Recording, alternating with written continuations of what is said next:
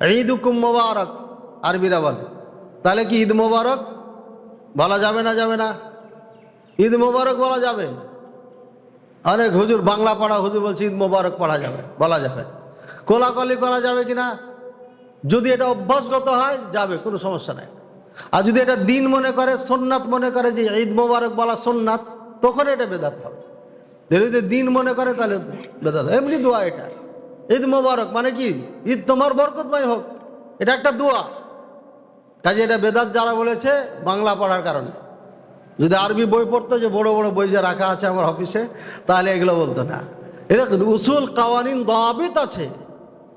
হ্যাঁ, এইগুলো যখন একটা টিচারের কাছে, যোগ্য টিচারের কাছে যখন পড়বে, বসে বসে শুনতে শুনতে শুনতে এমন একটা অভিজ্ঞতা হয়ে যাবে, তুমি ইসলামাবাদ নিজে করতে পারবে।